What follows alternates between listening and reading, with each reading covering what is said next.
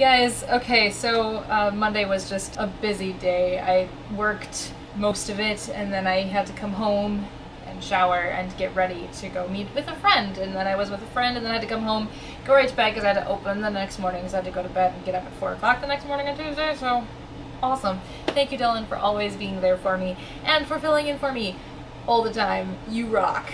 Anyway, this week we are talking about if our favorite characters were in different dimension, how would they be? And I guess for me it would be more based on like what in their lives had changed or not happened to make them who they are. Because obviously it's the decisions we make that make us who we are in life and make our characters who they are in life.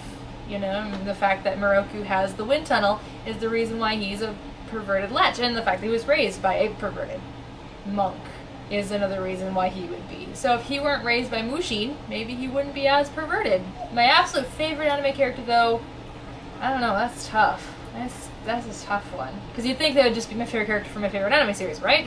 Wrong, because I look at characters differently from series, and series differently from characters, and dubs differently from everything. I look at everything kind of, I don't look at a big picture, I look at the details, and I can honestly say that my favorite anime character is not from Gundam 00. And if it were from Gundam 00, while Setsun is my favorite character, he might not be my favorite anime character. If that made any sense at all.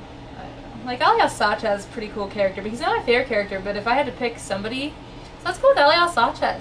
No, because we don't know enough about his past. We don't know enough about his past.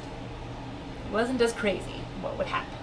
Let's take a look at Saji. Let's do Saji. Saji's like a very close second for me in Gundam 00. Okay, this is going to come with massive Gundam 00 spoilers, so if you haven't seen Gundam 00, better stop watching this, because I'm not putting up the spoiler tag. So, had Saji's sister not died, and had Louise not broken up with him, obviously he wouldn't have hated the Gundams as much. He already kind of had this idea that the Gundams were bad guys to society, but I don't think he would have thought they were horrible. But at the same time, I don't think he would have gotten into space either. I think Louise breaking up with him was kind of this push. It was kind of like the whole idea of him getting stuck behind. Louise broke up with him for a good reason, and Louise was right to break up with him for that reason, because she was going to hold him back. And whether or not she was in that accident or not, they were going in different directions. They ended up going in the same direction, but initially they were going in different directions because of what happened to Louise that pushed her to want to kill the Gundams and made her join A-Laws and all that stuff.